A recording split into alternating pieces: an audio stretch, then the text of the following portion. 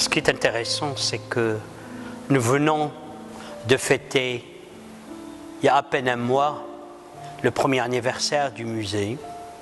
Et nous pouvons dire, et je peux dire aujourd'hui, que c'est un bonheur, c'est une fierté aussi, d'avoir cet instrument qui est le musée Mohammed VI d'art moderne et contemporain. En un an, on a déjà dépassé 180 000 visiteurs.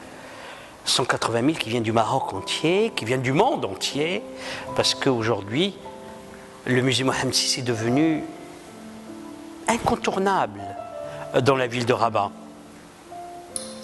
Aujourd'hui, parce que c'est une question que tout le monde se pose, c'est que nous sommes en train d'écrire avec toute l'équipe du musée une belle histoire dans tout ce paysage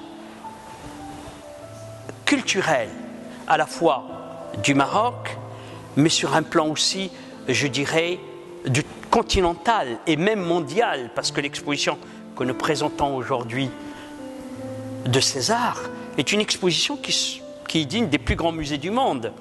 Et d'ailleurs, le président du Centre Georges Pompidou, dans son mot d'introduction pour l'ouverture de l'exposition, disait lui-même: le musée Mohammed VI n'est plus simplement régional, il est aujourd'hui mondial. Mondial par cette exposition de César, une histoire méditerranéenne. César est un des grands artistes du XXe siècle, et nous allons continuer.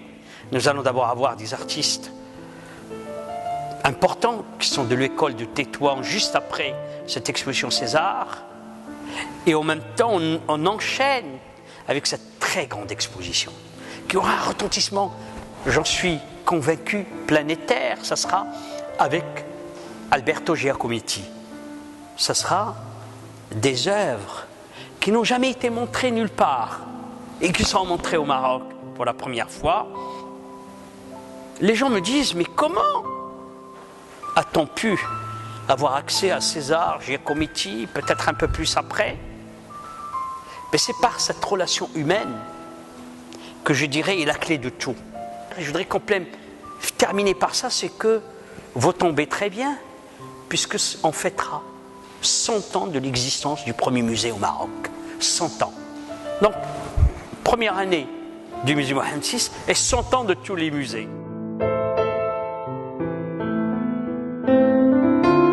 Écoutez, je crois qu'il y a aujourd'hui un véritable marché qui est en train de naître dans ce pays depuis quelques années.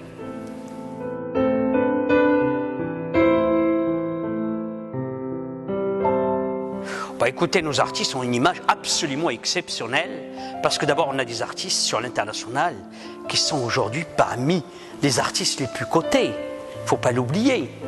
Et je ne veux pas citer un artiste, parce que si je commence à citer, il faut que je les cite tous. Et pour ne pas avoir de problème avec eux, parce que j'ai une fonction, je dois aussi être extrêmement vigilant pour vous dire qu'on a aujourd'hui une scène artistique exceptionnelle au Maroc.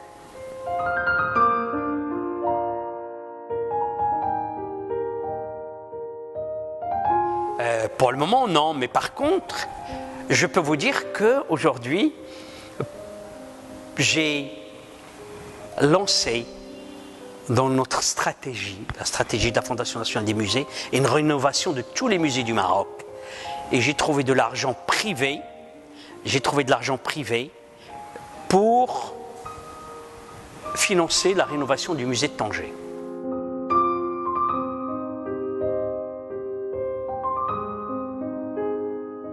Écoutez, vous avez un jour par semaine qui est libre.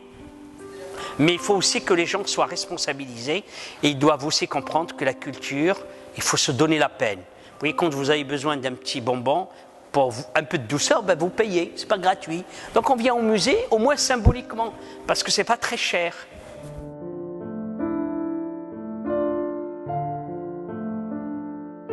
Écoutez, c'est très simple, on suscite déjà l'intérêt des jeunes par des expositions semblables à ce qu'on fait actuellement, par aussi une animation qui est importante. Et en même temps, nous sommes en train on a signé un accord avec le ministère, une convention avec le ministère de l'Éducation nationale qu'on est en train de mettre sur pied pour essayer d'aller vers les enfants des quartiers les plus je dirais, les plus défavorisés pour les faire venir. Et ainsi, vous savez, moi je ne fais qu'appliquer une politique de Sa Majesté qui est celle de vouloir ouvrir la culture, car c'est le seul rempart aujourd'hui que nous avons contre tout l'obscurantisme et toutes les intolérances d'où ils viennent. C'est aussi une façon d'ouvrir aux nouvelles, aux futures générations, la possibilité d'avoir un horizon dégagé devant eux. C'est la culture.